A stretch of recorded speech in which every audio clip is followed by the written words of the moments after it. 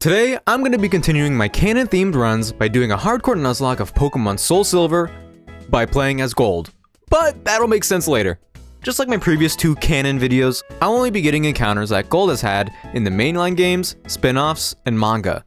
The catch here is that Gold doesn't show up nearly as much as Red, so he doesn't quite have the variety and firepower that Red has. And since this is a Nuzlocke, if a Pokemon faints, it's considered dead. The rest of the rules are listed here and in the description, so let's get this run started. Gold's starter of choice in the manga is one after my own heart. Expo, the impish Cyndaquil, like the other manga encounters, will always have the nature that's verified in the manga. A lot of times that's for the better, but mine is special attack? Eesh. Don't worry, Expo, I still love you. My adorable starter and I go on a walk and eventually end up in Mr. Pokemon's house. Was he actually born with that last name? Nah, he for sure spent like $100 to change it. But I guess it worked out for him, because he's got the report to have this mystery egg delivered to Professor Elm. Oh, I'm the delivery boy now. After returning to the lab, Professor Elm, the professor that specializes in Pokemon breeding, says an egg is something he's never seen before. So I hand it over and finally get to encounter my second Pokemon. The catching tutorial Pokemon in these games is shown off by the opposite player character, so if you choose to play as Lyra, Gold catches a Rattata, and so will we. Welcome Ratbo to the team. I got pretty lucky here because Ratbo has the ability Guts, which is just so good. Oh, Ratbo looks like he wants to lead. Okay, never again. Well, what he lacks in direction, he makes up for in power, because Ratbo easily demolishes Joey's Rattata in his very first battle. Gonna save his number just in case he wants a rematch. With only 2 Pokemon to get before the first gym, and the Bellsprout Tower in the way, I'm a little worried about overleveling. But it turns out there's nothing to worry about, since most of the trainer's Pokemon are only level 3. They say that Bellsprout Tower is built entirely around an enormous Bellsprout. Is that ethical? As you can imagine, Elder Lee's biggest threat is his Hoot. But even with his minus special attack nature, Expo makes quick work of the boss fight, and brings us to Falkner. I've got to be very careful with this fight. It's a 2v2, but one of them is a Pidgeotto with Roost. My team is okay for the early game, but we can easily get outdamaged here. I thought about activating Ratbo's Guts ability, but the added damage wouldn't be enough to overpower the Zoomer bird before we go down. Ratbo does outspeed though, so I'm betting on some bite flinches as long as we're healthy enough. Unfortunately, not a single flinch comes to be, but by the time Expo switches in, Falkner's illegally leveled avian is low enough for us to narrowly get our victory. Professor Elm calls me right outside the gym and lets me know that he had a live animal still in its egg delivered to me. Cool. That egg is truly an important egg. Please do take care of it for me. Okay. Yeah, whoa. Alright. After running in circles for a few minutes, the egg hatches into Togabo the Naughty Togepi. I will say this nature matches its vibes from the manga, but the plus attack minus special defense nature on the bulky special attacker doesn't feel that great. Okay, Togepi evolves by friendship. What do babies like these days? Oh, here's an iPad. Oh hey, we even have Hustle to boost the physical attacks even more. Yay. Expo also evolves, and although he doesn't look as cute as before, he's cooler than ever. I pick up the old rod on the way to Azalea Town, and decide to stop Team Rocket and their evil deeds. Oh, that's Gore of my comfort character. Togabo is composed. Me too. Even though Togabo is somewhat built for physical attacks, he was born with extra sensory and sweeps the entirety of Team Rocket's Pokemon. Bugsy might be a bit of an issue though. Scyther is his only scary Pokemon, but that's all he needs. Just like with Falkner, things could go south fast if I'm not careful. Bugsy leads with Scyther, and I lead with Expo. We land an Ember, but not before they set up Focus Energy. Oh boy. Their Technician boosted Quick Attack doesn't crit, so we're able to land another Ember that activates their Citrus Berry. In the following turn, a similar trade happens, but we eat our berry this time, that we got from shard trading with a Juggler. Bugsy does use his Super Potion after this though, and I'm beginning to get nervous. Scyther does Quick Attack again, and we dodge the crit again. Now Expo can't live any more hits, so Togabo switches in. On a crit. Woo! Our Oranberry heals us up, so now we live even a second crit. And so an extrasensory easily finishes up Scyther. Metapod and Kakuna are still in play, but they're made quick work of. Focus Energy was a very scary lead for me, but luckily we were able to get out with 0 casualties. Go team! After the gym, it's off to Ilex Forest to get access to Headbutt. Here in Ilex Forest, there's an event where I could catch a spiky-eared Pichu. Red's Pikachu is a father and helped birth Gold's Pichu, and this is the only way to get a Pichu in the game without breeding. Unfortunately, the event Pikachu is level 30, and also, I don't know how to get the event to activate. You need a special shiny Pichu that you trade over from Diamond, Pearl, or Platinum, and yeah. No Pichu on this run, guys. Sorry. But we do get to capture Aibo, the naive Apom. Aibo was pretty much Gold's mascot Pokemon, like Ash's Pikachu. Apom is absolutely one of my favorite Pokemon, and man, I wish Ambipom was the same. Very shortly after, Aibo helps me fish up Polibo, the quiet Poliwag. That plus special attack nature is very nice. I also get to fill the last slot on the team and catch Sunbow, the serious Sunkern. What a perfect time to get our first team photo. Aw, look at us. Now, Sunkern is the weakest Pokemon in existence, but I should be able to get the Sunstone easily enough, right? Oh, only if I place first in the bug catching contest that I can only do once a day on Tuesdays, Thursdays, and Saturdays. Huh. Well, it's not any of those days today, so I'm gonna head over to the game corner and play some Voltorb Flip, and maybe get some TMs to help out on the way. 2 hours later.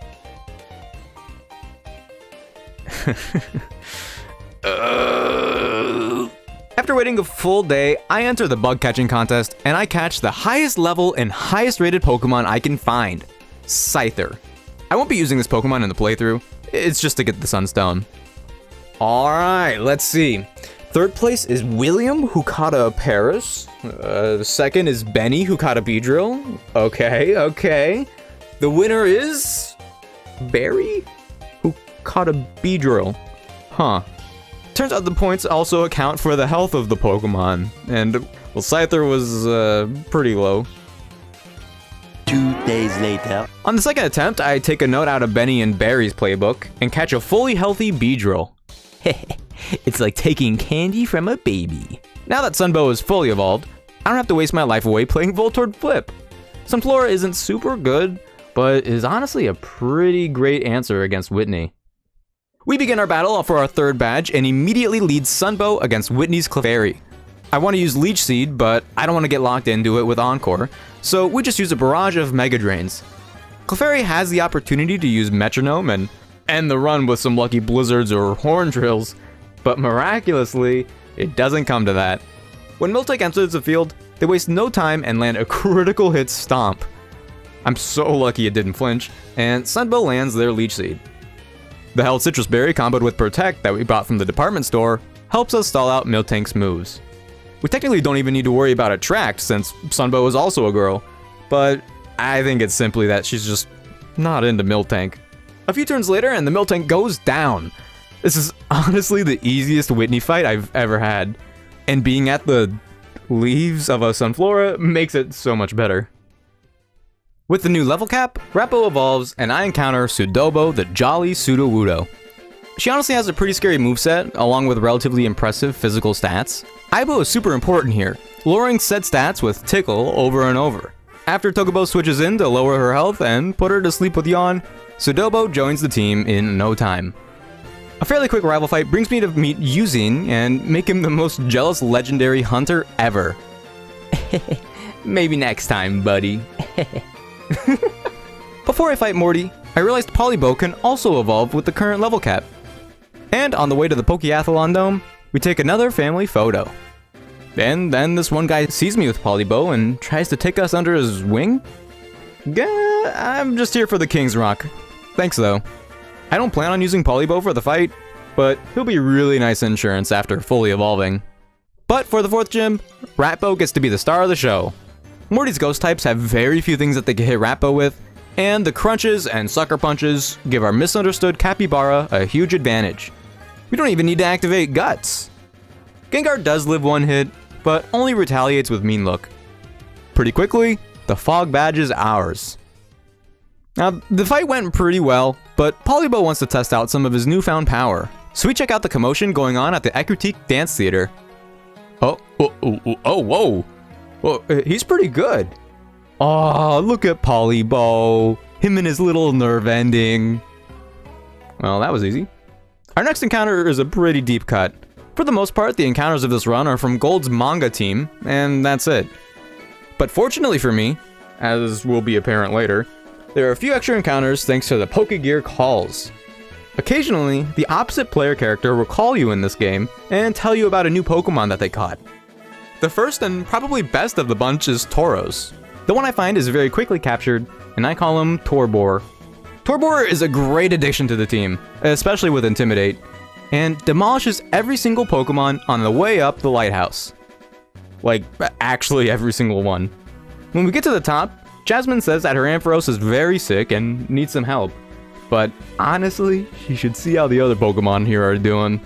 I get one more encounter on the way to Chuck, and it should be a 10% encounter Mantine. I actually love Mantine, and in the manga, Gold uses his to fly.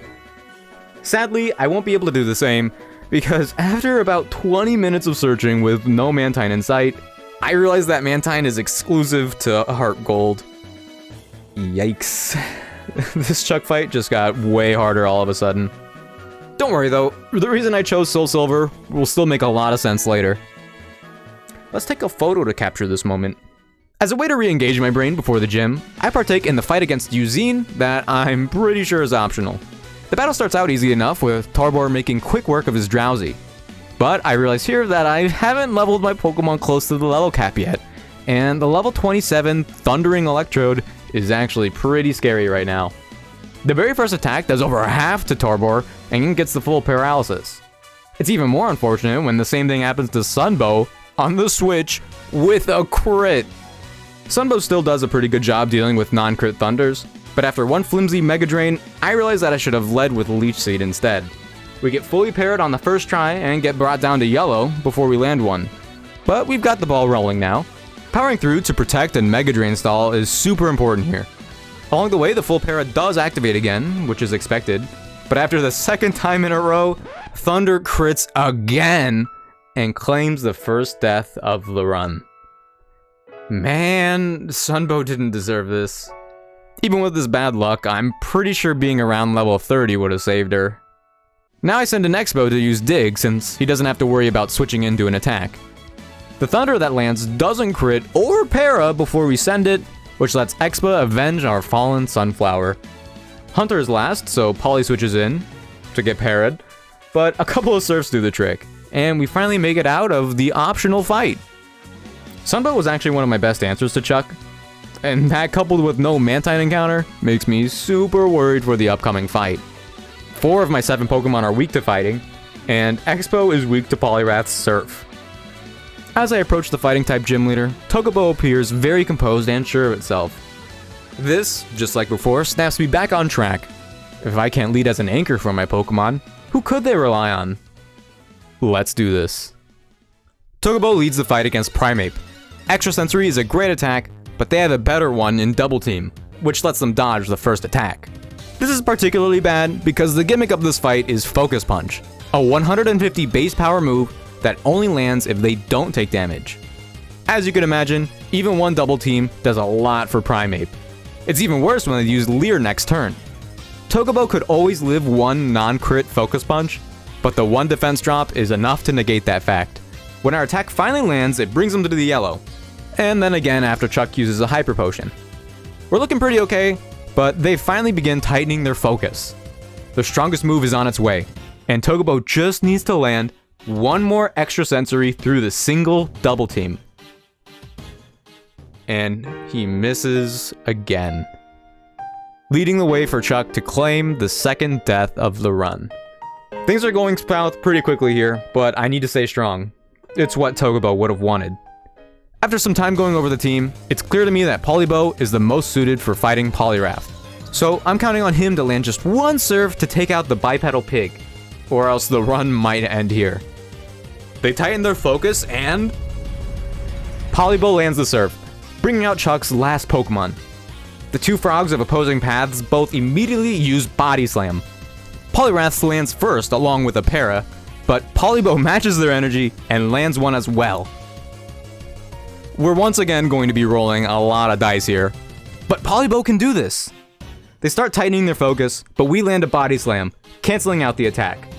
Polibow goes on a rampage and continues this pattern over and over while they repeatedly lose focus and get fully paralyzed. Even after they use another Hyper Potion.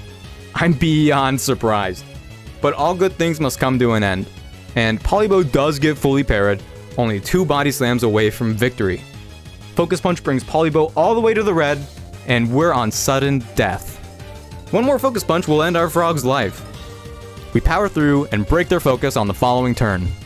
But right after that, Polibow does it again, and against all odds, wins us the Storm Badge. There are a lot of times I take the Johto gyms for granted, but wow, when you're not ready for them, they get back a punch.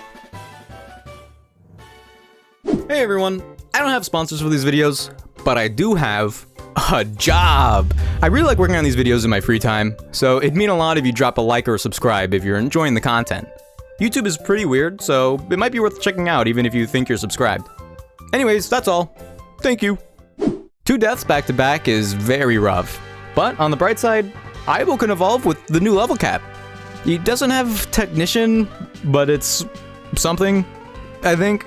I decided I'm not taking any more risks, especially from the Cannon Fire Red video. I learned that I need to just send it and get all the TMs from Goldenrod City.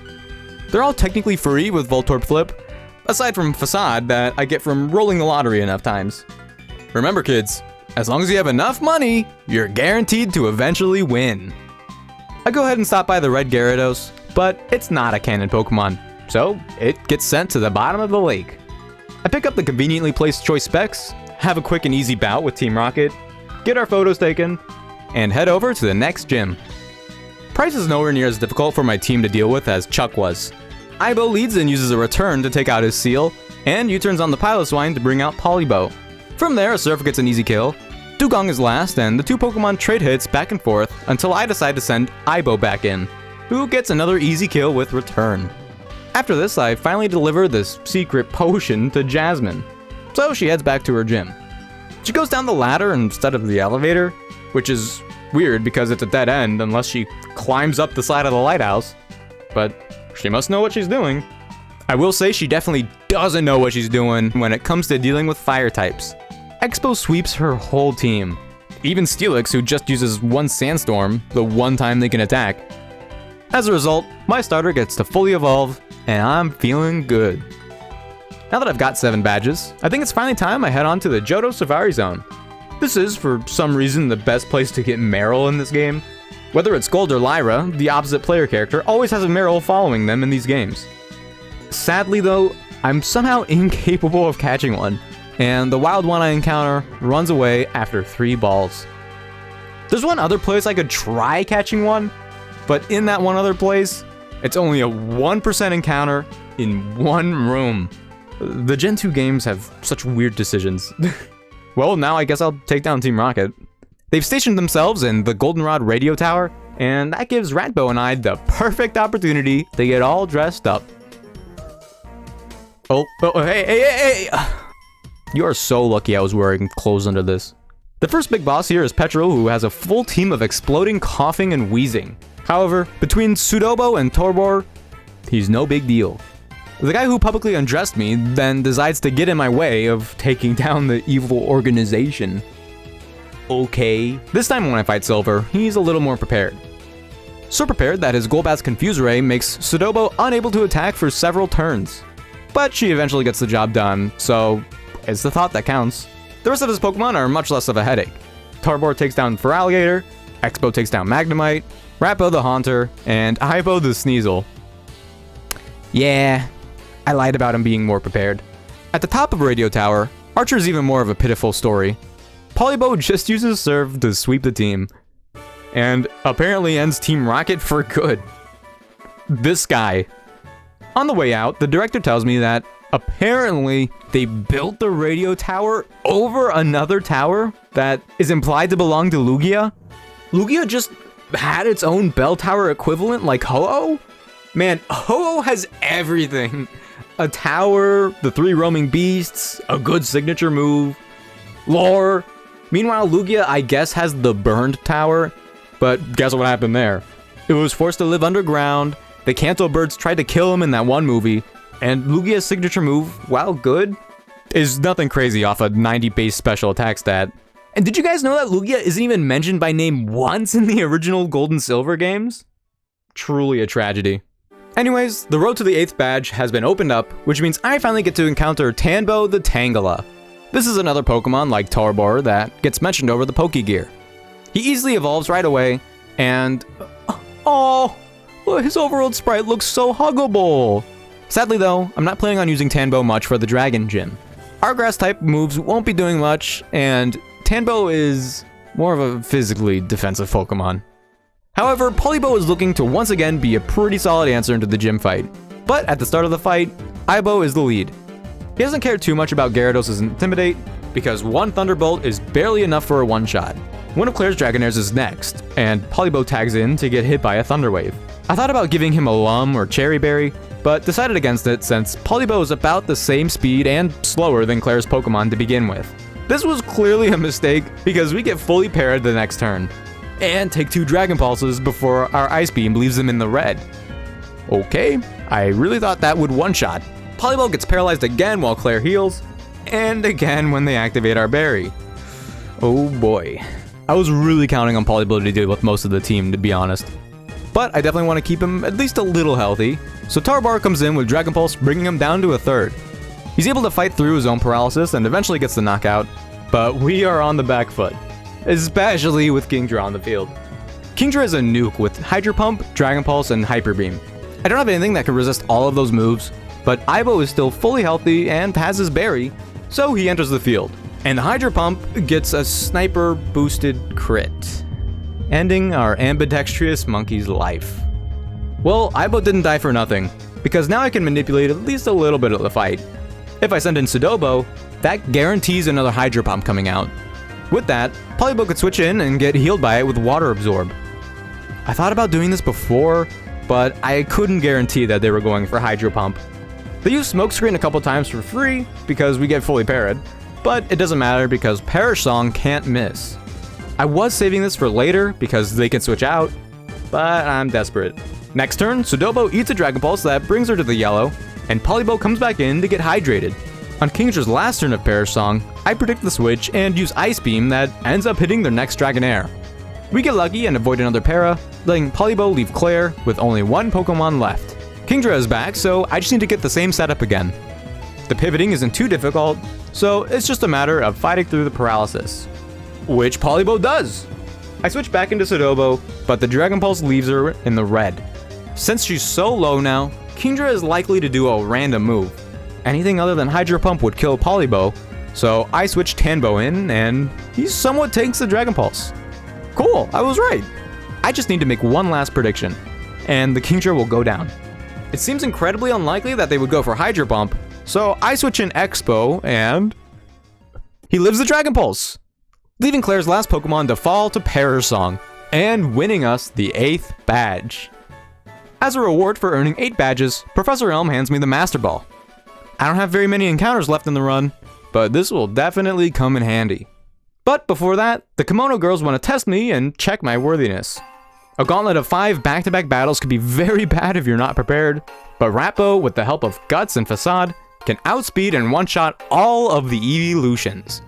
All except for Umbreon, but Expo just handles him. By the way, did anyone else used to call the move Fac Aid? I was so mad when I found out how to really say it. Well, after proving that I'm worthy, I take my Tidal Bell and head over to Whirl Islands. This might be a controversial encounter, but the whole reason why I ran with Soul Silver was so that I could catch Lugia. I know that using legendaries and Nuzlocke is pretty iffy for some people, but Gold does have a sync pair with one in Pokemon Masters EX. And canon is canon. After catching Lugbo, I attempt to replicate the Kimono Girls dance, but just teleport out of the cave. And after all this time, Joey has finally decided to call me and ask for a rematch. Oh yeah, I think I'm down. Youngster Joey, seemingly unaware of what follows me, accepts the rematch and sends out his newly evolved Raticate. Unfortunately for him, my Storm Beast unleashes one Aeroblast and sends his Raticate all the way to the Paldea region. Call me again when you're ready for round 3, Joey. The last hurdle before the Elite Four is the usual rival battle against Silver. I forgot about his line that said there's no trainers in Victory Road because he already took them down. And I'm not gonna lie, that line goes kinda hard. As usual, his fight is no big deal for the most part, but my hubris gets to me and I leave Expo in on Silver's Haunter while paralyzed and confused. On the Haunter's first turn, they trap Expo in while he hurts himself in confusion. Next turn, they use Curse while Expo hurts himself in confusion again. By the third turn, I'm getting pretty anxious and the Shadow Ball brings Expo to the red. The Citrus Berry does heal him back up, but any attack and hit of the Curse will do him in. Luckily, Expo does snap out of confusion and all he has to do is power through the world's most powerful status ailment. And he does! Haunter goes down and the following tick of Curse barely leaves Expo alive. The rest of Silver's Pokemon go down pretty easily, since some of them aren't even fully evolved. But this was a harsh reminder on how easy it is to lose control of these fights. And I'm sure the Elite Four is no different. The time has come. And even though the Elite Four is largely way under level 50, and I have a box legendary on the team, it won't be any cakewalk. As for the team, I'll sadly be leaving Ratbo in the PC, which leaves the current team consisting of Expo, Polybo, Sudobo, Tarbar, Tanbo, and Lugbo. Lugbo? Should I say Lugbo? I'm gonna try to show some restraint with Lugbo, and the human-handed Bird of Legend shouldn't be used on just anyone. The other team members will not be outshined. Even though I plan on going into the postgame, this is gonna be the most important gauntlet of their life. Will is first up in the Elite Four, and his level 40 Xatu somehow outspeeds Polybo, but quickly falls to one Ice Beam. Jinx is up next, but only uses Psychic on the switch before Expo takes them down. Slowbro is a bit of a threat to Tanbo, giving his lower special defense, so the Psychics are pretty threatening. Luckily, they waste a few turns with Curse, so an onslaught of Mega Drains does the trick. Will's second Xatu does a little too much to Sudobo for my liking, so instead of risking any crits for style points, I switch into Lugbo, who was able to take care of the rest of Will's team, even though our Ice Beam didn't even bring Xatu to the red. Well, no harm, no foul. Bruno's up next, and his Ariados lead is obviously no match for Expo. The same can be said about Fortress, but not so much his Muck. I switch in Tarbor to Intimidate, and even though the first Zen Headbutt lands, the Minimize comboed with Black Sludge starts giving me some trouble. Even more so when the first Gong Shot lands a Poison. Eventually, we end up just missing too many attacks, and I'm forced to switch into Sudobo. But the stalling doesn't end, and we struggle to land a single Rock Slide. With a Toxic activated, I realize that it's safest to once again lean on Lugbo. If we could only land one hit, better make it a good one. It takes a few turns, and after they've maximized their evasiveness to land another Toxic, we finally land a couple extra sensories, not just one, to take out the Muck. Crobat comes in, and Lugbo barely has the firepower to bring them to the red. With Toxic doing as much as it is right now, it's time for Expo to come in and land a Flamethrower. But we missed the first couple of attempts thanks to one double team.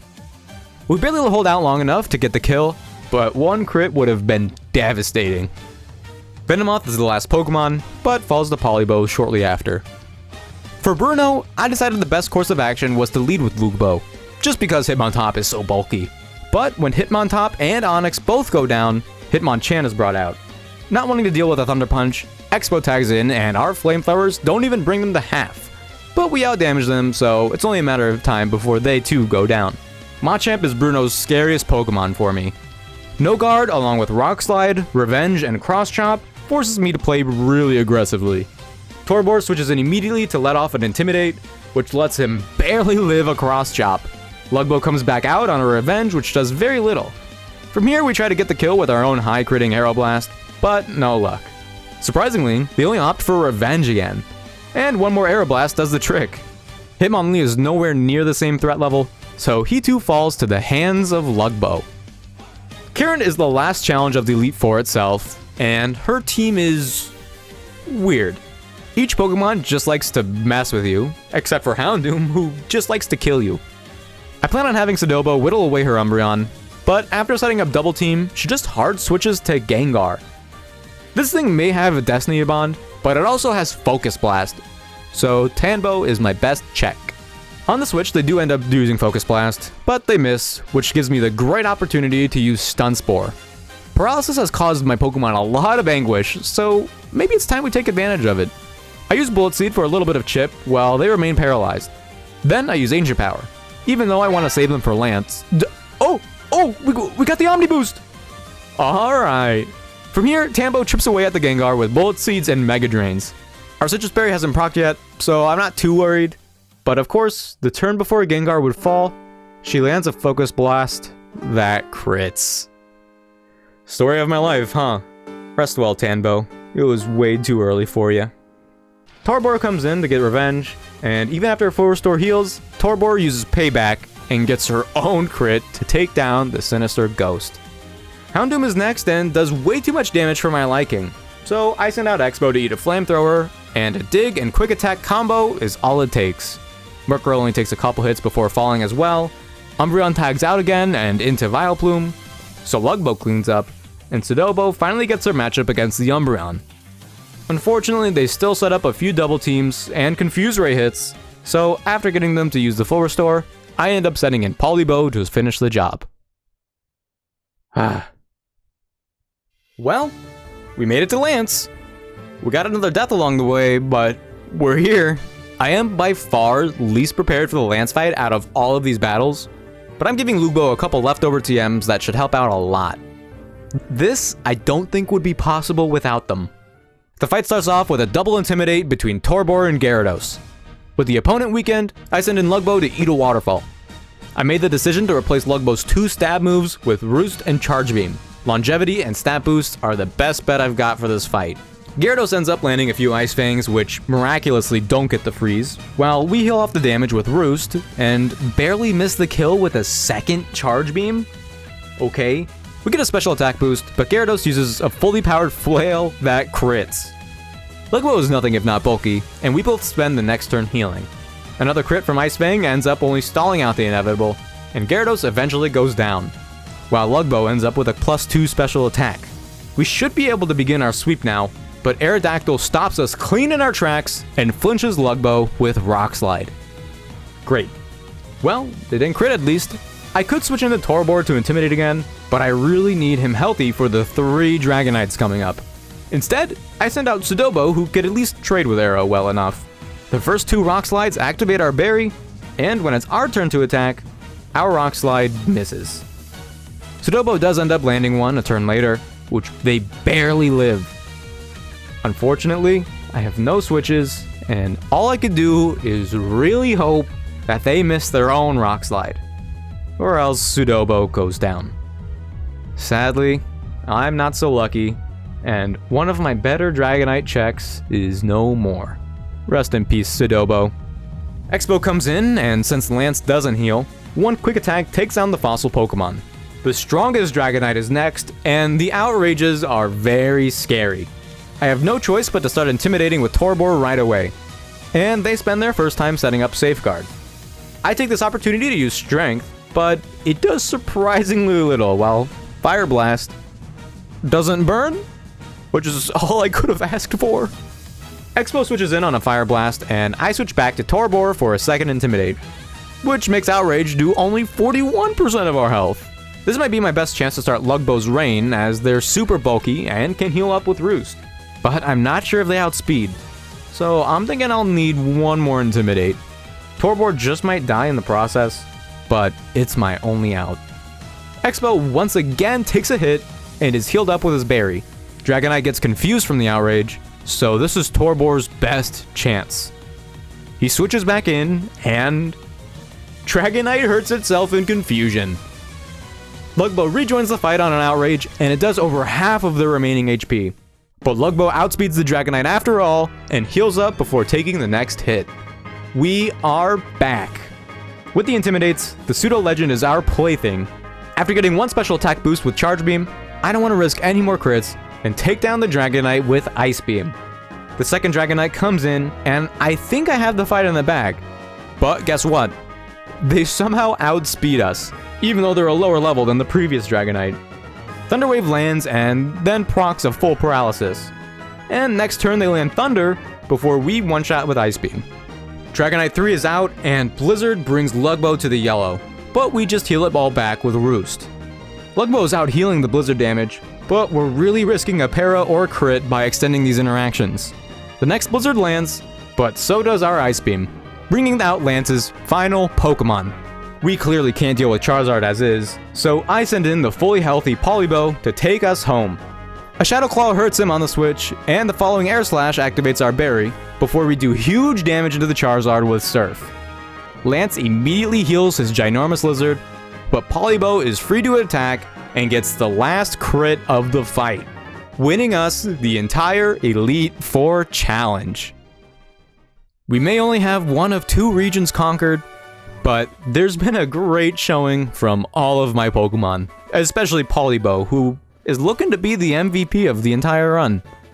We still have the Kanto leaders and one last super boss fight against Red, so we've got a long way to go. But no matter what, I'm proud of my team. Before I head over to Kanto, I go over to Mount Mortar and fish for the 1% Marill encounter. I'm low on Pokemon, so it's worth the time. After about 30 minutes, Zubo joins the team and evolves right away. I was gonna keep them a Marill, but earlier in the game, Lyra called me and talked about how her Marill suddenly evolved. I have the footage, but I don't feel like finding it, so just trust me, please. Shortly after boating over to Kanto, I hoof it all the way to Cerulean City and purchase the final encounter of the run. Porbo the Porygon is just like Torbor and Tanbo, and it's canon thanks to the phone calls from the opposite player character. They're so cute, and even cuter when they evolve with the upgrade that I got from Silphco. They can't fully evolve until after I get my 16th badge, but that's alright. Porbo very quickly proves their spot on the team and sweeps the entirety of Jasmine's gym, winning us the first gym badge in Kanto. They didn't have to prove anything, they were welcome here anyways, but boy am I not complaining. It's a similar story for Surge, where Torbor uses his new move Earthquake to do the exact same thing. The TM for Earthquake was in Victory Road, and I probably should have added it sooner, but oh well. Misty isn't as trivial.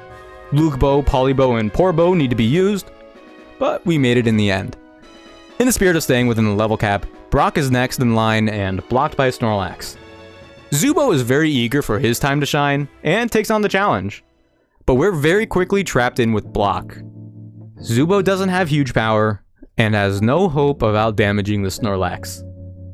All I can do is keep Zubo company in his final moments, but he stays focused and does what he dreamed of doing up until the very end. I'm sorry, Zubo, you deserved better. Torbor does the job, and I'm left with only 6 remaining Pokemon. The rest of the Kanto gyms aren't too much to write home about. Polibo deals with Brock's team, Ratbo deals with Sabrina, X-Bro deals with Erica, who's still blocked by Cut by the way, and a combination of the team helps take down Blaine. Blue is the only really tricky gym leader in Kanto, and I'm honestly pretty nervous. Porbo leads the 6v6, and a download boosted Signal Beam is more than enough to take down his lead Exeggutor.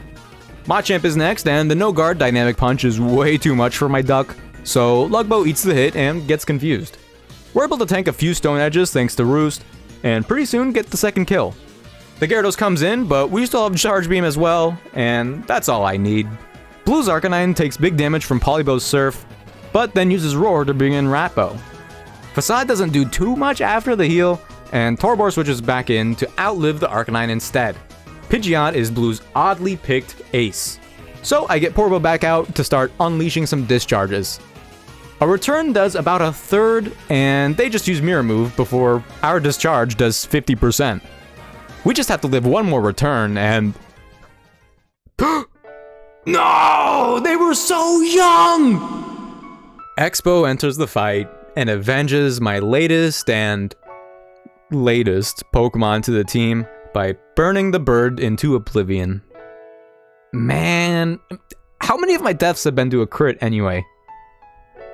All that's left is the fight against Red.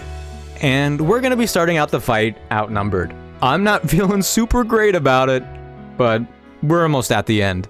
Let's see it through. After climbing ragged mountainsides, enduring harsh weather conditions, and spraying myself with an ungodly amount of pesticides, I finally meet him. The trainer that no one can stop talking about for 30 years. Let's see if we have what it takes to even light a candle to his team. Torbor charges into battle and outspeeds Red's signature Pikachu to get a clean kill with Earthquake. Blastoise is next, and is honestly the Pokemon I was least prepared for to switch in.